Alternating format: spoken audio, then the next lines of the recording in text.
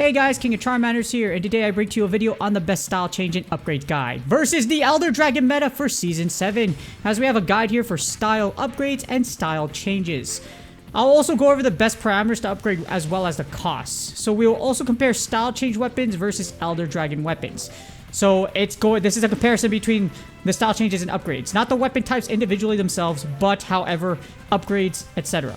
Because are Elders better than Style Change 2020? Well, we're gonna find out, and just the difficulty of getting them, etc. Also, huge shout out to iHaney. He donated $100. You don't have to do that. You guys are absolutely amazing. You could donate or not. I just do this for the love of the game. But in all honesty, he asked for this video, and I haven't made it yet. But let's take a look at the data.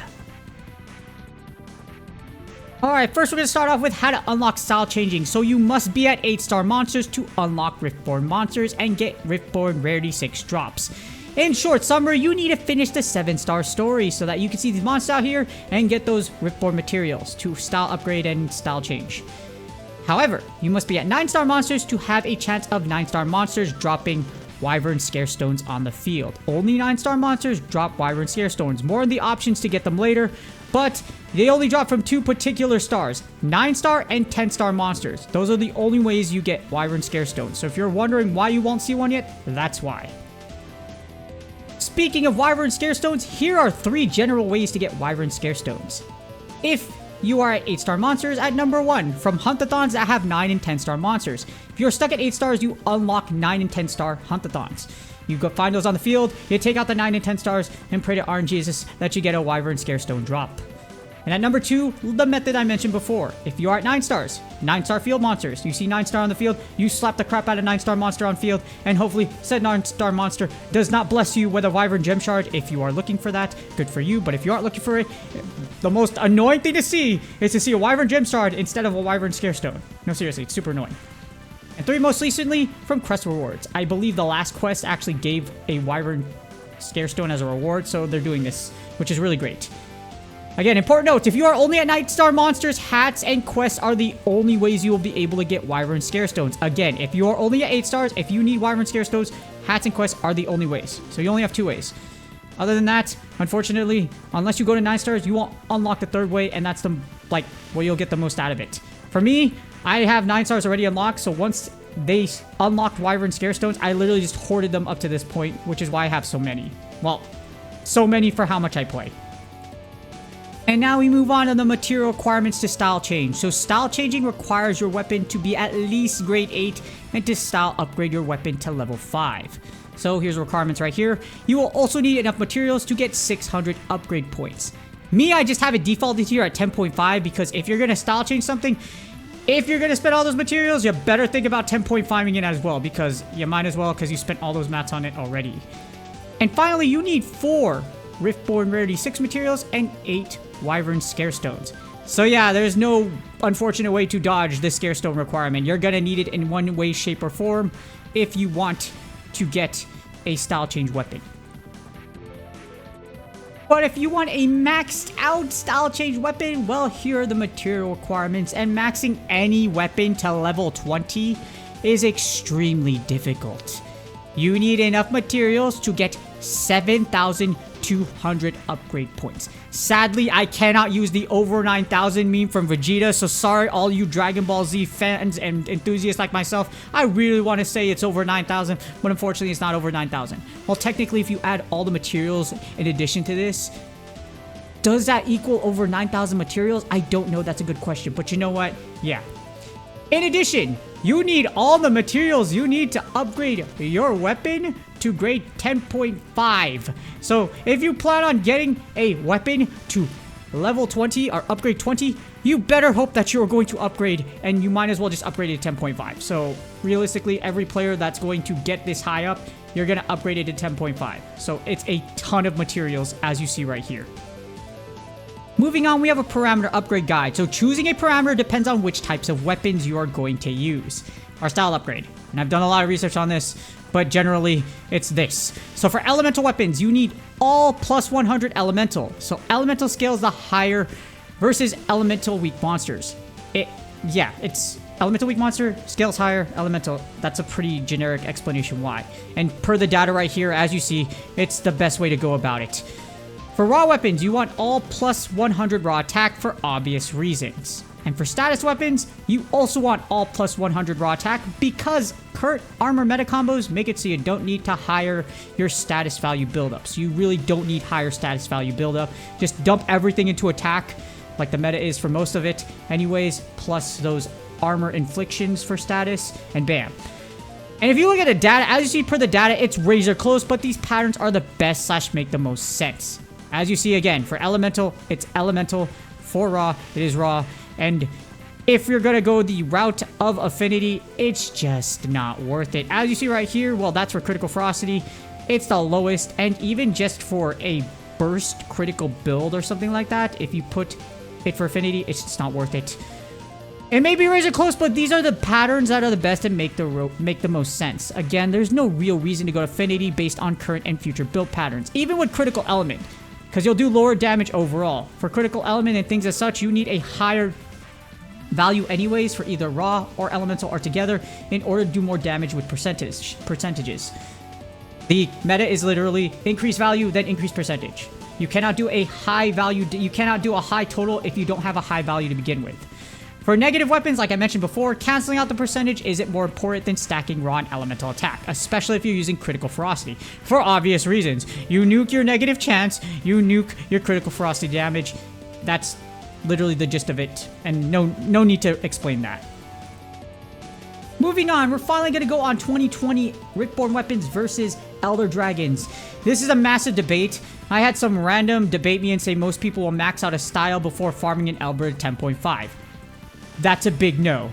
This guy ended after I roasted him and yeeted off my channel with the facts, and because he couldn't win, he literally said something to the effect of, oh, this is why people in the MHN Discord don't like you. I don't care if anyone likes me. I really don't. If you like me, I appreciate you. If you don't let the door kick you on the way out. No, seriously, I don't do this for money or fame. I do this because I like the game. Like, if you need, your ego is so huge, if you need to fill your ego with people that you don't know, then you need their approval. I don't need approval from the masses. I don't.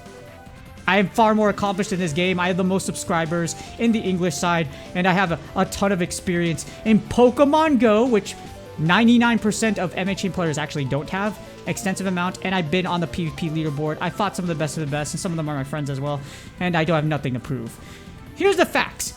That say it's much easier to 10-5 an Elder Dragon weapon with the right circumstances. Trying to skew an argument to fit your case doesn't work if the other person, me, has more experience than you, because this person clearly has never speedrun a 10-5 weapon.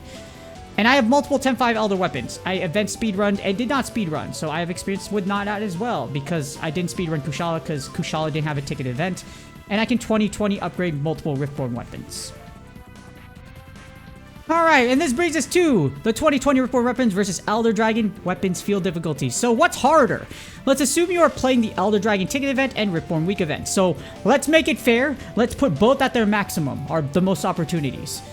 Because obviously, unless you're going to hunt for points outside with only 3 hours, you're not going to find it. I've done it before, so it's totally possible. If you're willing to spend the money and the time, you can actually 10-5 Elder Dragon weapons without the event. Or without the ticket event. I've done it before. I did it in a week.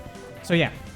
So let's assume, again, maximum. For Elder Dragons, here's the facts that it's easier. You have 8 drops total for repelling and slaying said monster, and you always have that group hunt chance drop with a higher rarity 6 chance, and if your teammates are good enough at breaking that part, that Elder Dragon R6 part drop chance. So yes, you'll always have that group hunt chance.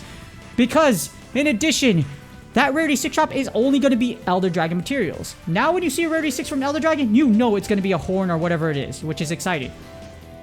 In addition, interceptions have global matchmaking.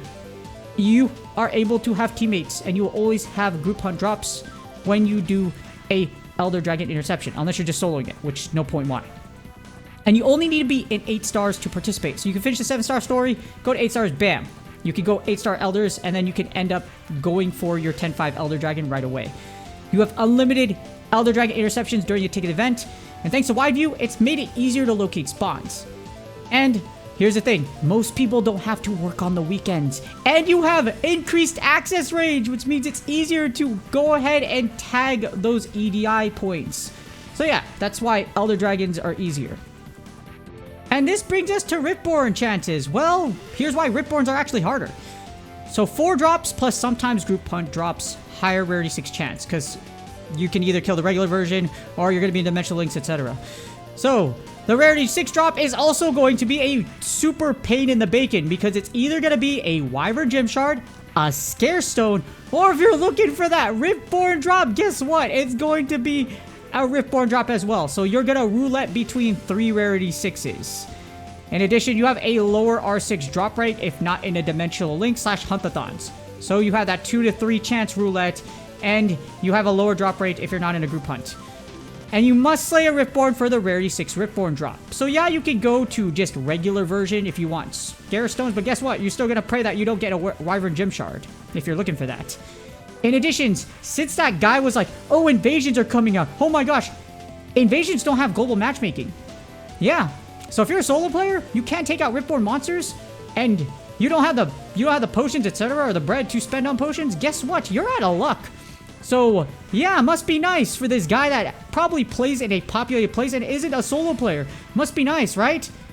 Freaking loser. Anyways, here's the thing. You also don't get an access range increase. Invasions only last 3 hours. You don't have the whole time like you do for Elder Dragon ticket events. And there's no unlimited hats. You must either pay or use the 3 free hours for 5 Riftborne lineups. For me, adding in my job, I get probably 4 of those, so a 12-hour span. And the rest I'm actually taking care of my life, but yes. So yeah, you would have to spend on those hats, etc. So you would still have to spend tickets, just like you would for a, an Elder Dragon interception without doing a ticketed event, like I did with Kushala. And here's the thing. Most people have work during the week, so you might only have time to play a lot during the weekend. So when you say most people, fact of the matter is, most people would have an easier time to 10-5 an Elder Dragon weapon than actually to get a Riftborne weapon, factually. And if the difficulty is not enough for you, well, just look at the material requirements. If we look at the material requirements, Elder Dragons require far less difficulty.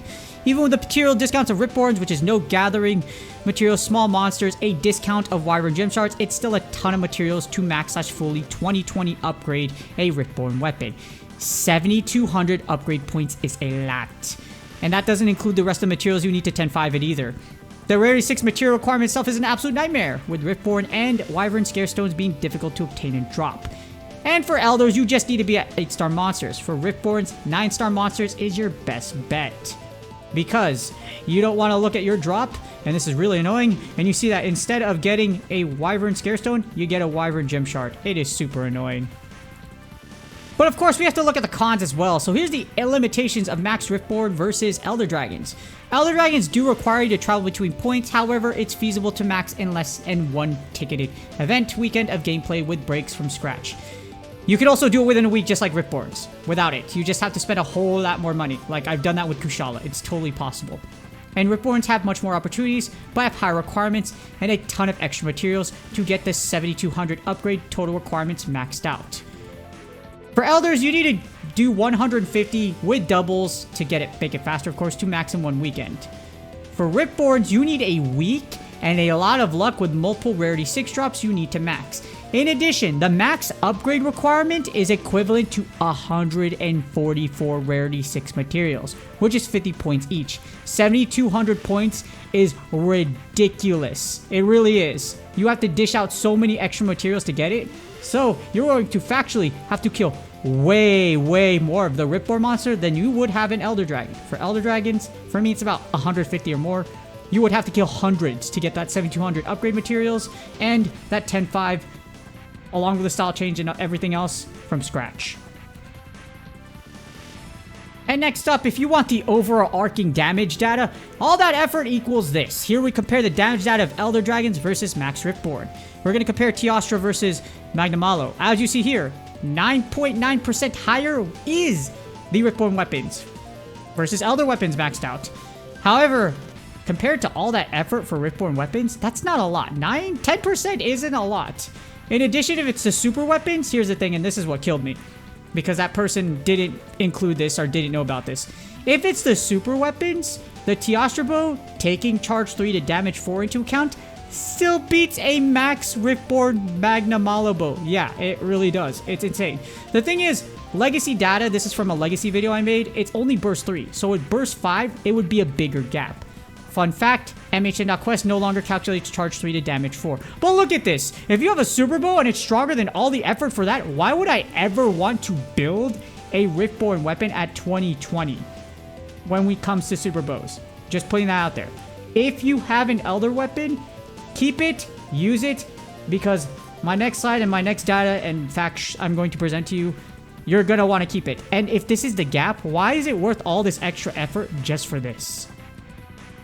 As ultimately, if you look at it, there's future Elder Dragon style changes. Yes, for some odd reason, here's the thing about Riftborne Supremacists that seem to forget. They're like, yay, these are stronger than Elder Dragon weapons. Elder Dragon weapons will likely be style upgradable in the future. Do you really think they're not going to take advantage of this style change and apply to Elder Dragons? Do you know how much money they can make? Do you know that we are dealing with Scopely? Yeah. And I would be mad as someone that literally put in all this effort for Elder Dragons if my weapon was eclipsed by the free-to-play weapon. Don't get me wrong, I love that Riftborne weapons exist. It was created to lower the barrier to allow players that are free-to-play or that don't want to go after Elder Dragon weapons the ability to take out 9 and 10 star monsters and give players that don't spend heavily or at all powerful endgame weapon options. I'm all for it. I'm all for lowering the barrier to entry and letting players that aren't crazy grinders like me a chance to take out the hardest endgame content. I approve of that 100%. However, if you pay attention and you study this game, like, you know, a good creator does, 9 and 10 star Elders will release in 2026. So style upgrades will likely come to Elder weapons next year. So next year, you will be able to style change. Why wouldn't they do it? You can make so much weapons, so many, and guys, whales like me, of course, I will go after those. You're telling me I can style upgrade my Elder weapons? Of course I will go after them. All this misinformation and hype about Riftborne weapons being stronger than Elder weapons is only temporary. It's clickbait. Elder weapons are going to be they're going to do this for Elder weapons.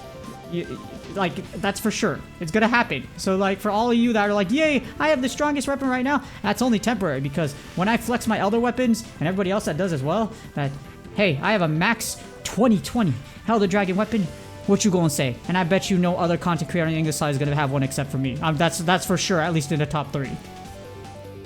And this was a really long video, but hopefully this helps you out with Riftborne upgrade knowledge. Overall, Elder Dragon weapons are still extremely powerful, and the super bows are still the strongest weapons in the game, even against 2020 upgraded Riftborne sets. So yes, here you go. Unfortunately, as much as they try to brag, you know what? They aren't, sadly. It's just what it is. So if you have an Elder weapon, keep that. Don't worry about style changing the rest. The upgrades for Elders will come, and your Elder Dragon weapon is factually, especially if the super bows, is more powerful than that one unless it's fully upgraded or close to it. So yeah, keep your 10-5 Elder Dragon weapon. It's totally worth it, and it's still super powerful, of course. And in summary, from my own personal experience, a 10-5 Elder weapon was way easier than a 2020 Riftborne weapon. If it wasn't for the material requirements, all the extra quest rewards they're giving you, they wouldn't even be talking about a 10-5 Riftborne weapon right now. Like, yeah, they even put material sets out there to make it easier for you to style change if you're willing to spend money to upgrade a Magnum weapon. But even if you do buy all that stuff or do all the quests, you still have to do a ridiculous amount of effort. So yeah, I approve of both. But yes, Elder Dragon weapons will be style customizable in the future, so don't worry about it. Y'all will be fine. Just wait patiently. It will come, and then you can rejoice and gloat later about it. With that being said, please do me a huge favor. Like, subscribe, and comment for the YouTube algorithm. Hopefully y'all learned about style upgrades, and this really did help you out. Good luck on your grinds. Good luck on all your drops, because this is extremely hard and difficult, and I wish you get those sooner than later. And I will see y'all on the next video.